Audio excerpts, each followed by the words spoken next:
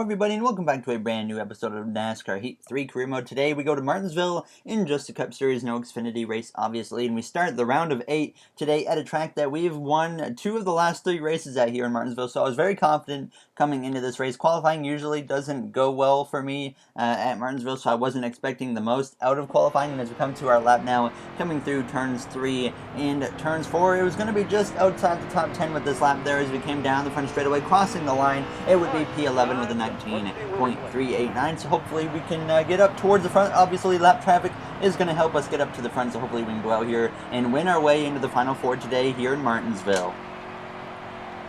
Good afternoon, everyone. Today, the NASCAR playoffs continue at Martinsville Speedway for the running of the first Data 500. Only 8 drivers still have a shot to take home that coveted Monster Energy NASCAR Cup Series championship. Now, to advance, those drivers are going to have to tame the shortest track on the schedule. But don't let Martinsville's small stature fool you. This classic venue still packs quite a mean punch. The drivers are on the track. We're ready to go racing. Alright, we're ready to go green here for the first Data 500 for the first race of the round of 8 here in Martinsville. Now, Ryan Newman had to replace the transmission, so he will be starting in the back. Brad Keselowski, unapproved body modification during qualifying, so he's also starting in the back. Daniel Hemrick found optical scanning stations multiple times, so he will also be in the back. 3 drivers sent to the back, including Keselowski, who just got eliminated from the playoffs in the last episode now, as we're ready to go green here in Martinsville as the green flag is out, and the round of 8 here is underway. Can we get into the Final Four for the 3rd season in a row now as we go down into turns 1 and turns 2 on the inside of the 12 of Ryan Blaney, clearing him, looking to the inside now of Kurt Busch as we exit turn 2, heading down the back straightaway for the first time here in the paperclip now as we go down through turns 3 behind Daniel Suarez, looking up the inside of the 22 of Joey Logano now as we exit turn 4, getting sideways on the exit of the corner, but we make the save to come through to complete the first lap, moving ourselves inside of the top 10 now as we come through turns 1, taking over that 9th position from Joey Logano as we look to the inside of the 3 of Austin Dillon now as we go down the back straightaway, heading down into turns 3.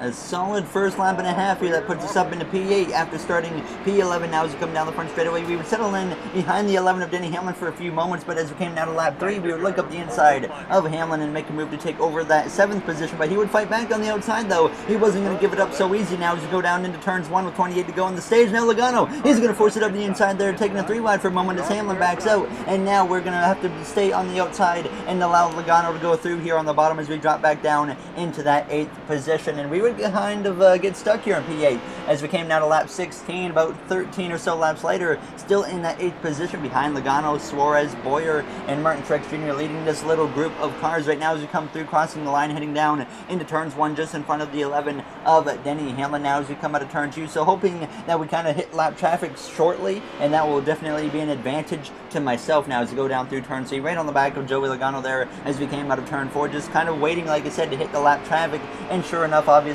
we would end up closing in on lap traffic as it came to 10 to go on the stage. Now making a move to the outside of Logano because he's starting to get checked up by that slow car of Hemrick leading this group now as we come out of turn 2. The caution's going to fly here with less than 10 to go on the stage, and this would set up for a restart now with less than 10 laps to go here in stage 1 now as the green flag is back out, and we are underway to decide the finishing order for the stage, starting on the outside, so certainly not the preferred lane here in Martinsville, but we have Chase Elliott, our teammate, up on that front row with Kevin Harvick as we get into the back there of Daniel Suarez as we go down the back straightaway, heading down towards turns 3 on the outside right now of Denny Hamlin.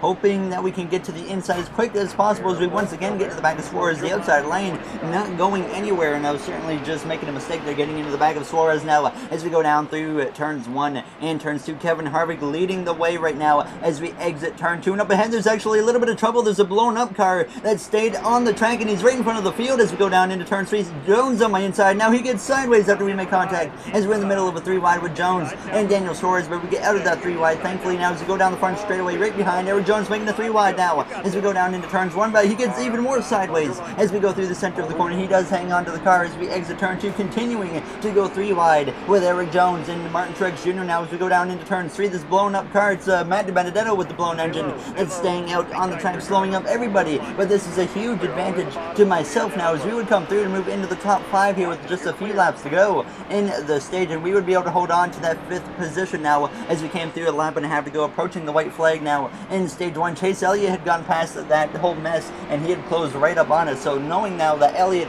has a really fast car as we start this final lap here in the first stage, as we try to look to the outside of Hamlin, going a little deep into turns 1, but thankfully we hold on to that 5th position as we go down the back straightaway for the final time here in stage 1, just in front of the 9 of Elliott. We're going to try and make a move on the outside of Hamlin, but I'm not sure it's going to be enough, and sure enough, Hamlin stays clear as we exit turn 4, coming down the straightaway to come through to get P5 here in stage 1. So not a bad effort at all after starting P11.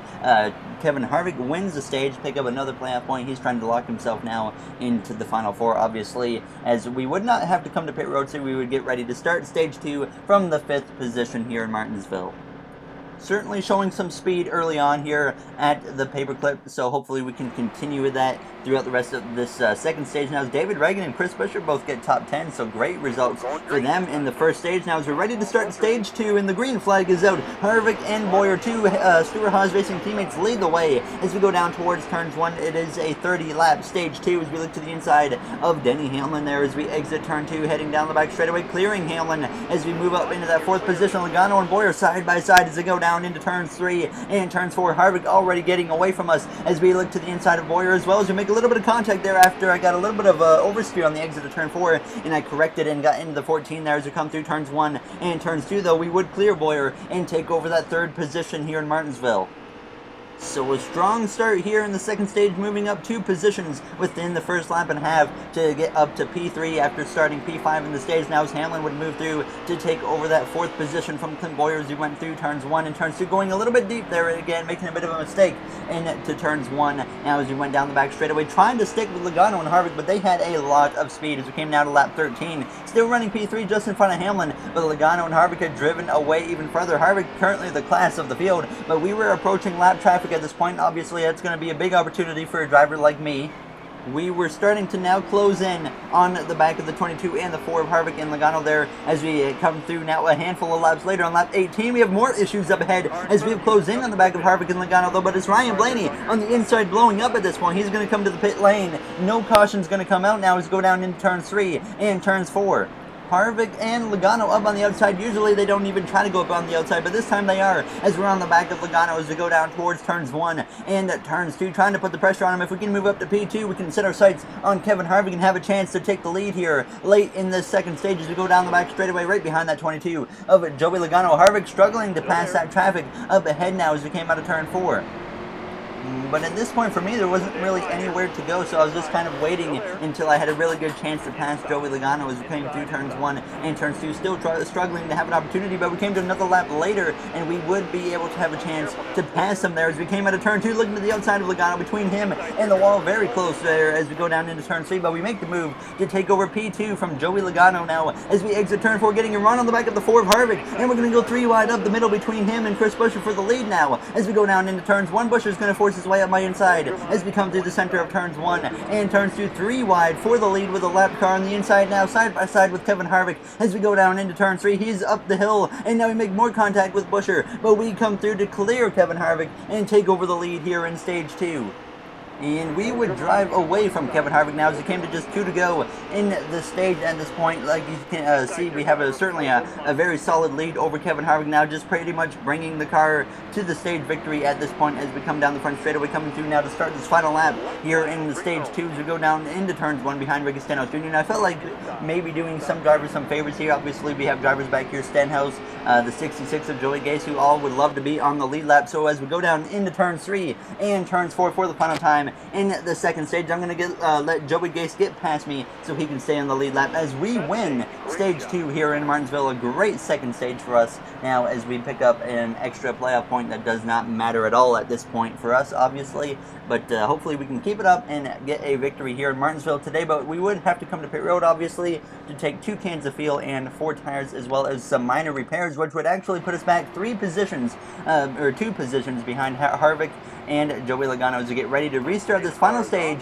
from the third position. Now Kevin Harvick and Joey Logano on the front row as the green flag is out, and we are once again underway here in Martinsville with 58 laps to go as we go down into turns 1 and turns 2, immediately looking to the inside of the 22 of Logano now as we come out of turn 2, heading down the back straightaway side by side for second place with Logano on that Shell Pennzoil Ford Mustang. As we go through turn 3, we clear him and take over the second position, and now we are free to set our sights on the back of Kevin Harvick as we have a chance to maybe run him down, hopefully, and take the lead and run away with the victory here today in Martinsville. Now as we exit turn 2, just trying to hold on to that second spot over Logano. He certainly has a fast car, but hopefully we have just enough pace to be able to stay in front of him. And Kevin Harvick certainly was much faster than me when it came to just fresh air racing, no lap traffic in the way. He certainly had more speed than me. I felt like we were a second to third place car without lap traffic. Obviously, when lap traffic comes into play, we are the fastest car. And as we came down to lap 80, already getting into the lap traffic now as Harvick is passing Matt DiBenedetto, setting his sights on the first handful of cars that are going a lap down. So certainly, obviously, going to allow me to close in on the back of him. Now as there's trouble up ahead, though, Ricky Stenhouse Jr. spinning out of turn 2, just about coming up the track into the side of me, and that would set up for a restart here in Martinsville from the second position now as we get ready to go green. Right behind us we have Logano and Boyer on that second row, side by side with Harvick as the green flag is out, and we are once again underway. That could have been the final caution of this race, so now it's all about just racing to the end here with 42 to go into Martinsville. Logano on my inside. We need to do whatever we can to hold on to that second position, and as we come down the back straightaway, we clear Logano as we go down into turn 3 and hold on to P2 as we come through the center of turn 3 and at turn 4, exiting the corner, heading down the front straightaway. A little bit loose on the exit of turn 4 as we come through to complete the first lap since the restart with 41 now laps remaining as we come through turns 1 and turns 2.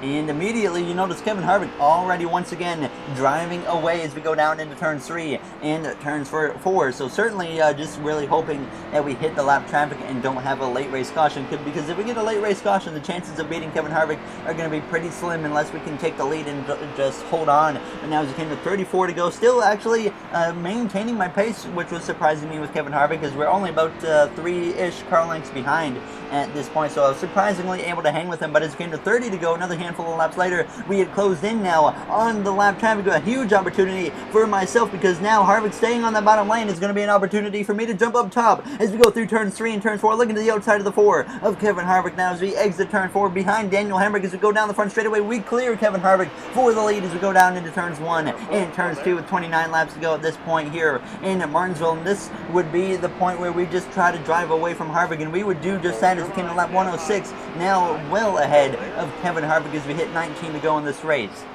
And at this point, I'm just hoping that everything stays green. We don't get a caution, because if we get a caution, then it's going to be a duel between myself and the 4 of Kevin Harvick. Now, as we go down into turn 3 behind Matt DiBenedetto, putting him another lap down as we came now to just 10 laps to go in this race, passing Parker Kligerman to put him a lap down as we actually went 3 wide there with Kligerman and Keselowski as we exit turn 2, and just continuing to set a good pace here compared to Kevin Harvick as we were just driving away, continuing to drive away as we go down into turn 3. Now, as we came through another few laps later with about 6 laps to go behind Brad Keselowski and Bubba Wallace as there's a car stop in the middle of the track. It's the 18 of Kyle Busch, a top playoff contender this season. Now there's a car blowing up on the bottom as well, but the green flag, thankfully, is going to stay out somehow. But Kyle Busch, really the third to second favorite all season, has a major issue here in Martinsville. Now as it comes to just 2 laps to go at this point. Behind us, the 37 getting out of shape, but I'm just holding on at this point, hoping that we stay green as we're approaching the final lap now here in Martinsville as we go down through turns 3 and turns 4 on the back bumper of Brad Keselowski as we exit turn 4, heading down the front straightaway, coming through to start this final lap. Keselowski having an awful run here today in Martinsville, but we have had a great run now as Kevin Harvick is nowhere to be seen behind us as we head down the back straightaway for the final time here in Martinsville as we go down into turns 3 and turns 4. Last season we won here to punch our ticket into the Final 4, and we will do it again as we win in Martinsville and lock ourselves into the Final 4. That's the checkered flag. Good job. A great result for us here in Martinsville at the Paperclip, obviously with the victory. Win number 5 on the season, which is a new personal record for myself. The most we had in a season before was 4, and that was with the 41 car back a few seasons back. Obviously, last season we had 3 wins and we won a championship. This season we have 5 wins, a new personal record, like I said, for myself. Very happy with that. We sweep the Martinsville races this season too. So now we've won the last 3 of 4 Martinsville races here in our career mode. And like the first 8 of them we didn't win any of them. So certainly finding something here in Martinsville now as Kyle Busch takes a huge playoff hit. He finishes 33rd here in Martinsville, and you're about to see that on the screen as how big of a hit that is for Kyle Busch now, as we have a great finish. Obviously, we are locked into the Final Four. We would have been 39 to the good, which is not really safe considering the next tracks. But Kyle Busch, 19 points out after that issue, so he has got some work to do. I wouldn't count him out quite yet, but certainly some work to do for Kyle Busch if he wants to get into the Final Four. He's had issues before in our career mode in this certain round, in the specific round, where he has had issues and it eventually cost him a chance of making it to the Final Four when he's been one of the best cars all season long. So unfortunate for Kyle Busch, a big playoff contender takes a big hit here today in Martinsville. He's had it happen before, like I said, in this round in our career mode. But as always, if you guys enjoyed this episode, make sure to comment, like, and subscribe. Those would all be very, very appreciated. Eric Jones is not very happy with me about that contact earlier, which I felt like was more of his fault. But in the next one, we go to Texas for both the Xfinity Series and the Cup Series. We go to the next 2 races without any concerns. We're locked in the Final Four, so we can really go to Texas and Phoenix with the mentality of wreck it or win it. And I think that's the mentality we should have going into those 2, just to see what we can do, but we don't want to mess with the other playoff drivers, obviously. But yeah, that'll do it for this episode. So in the next one, like I said, we go to Texas. We'll see if Kyle Busch can rebound after taking a huge hit. He should easily be in the Final Four. But I will see you guys in the next one. Thank you for watching, everybody, and have yourselves a great day.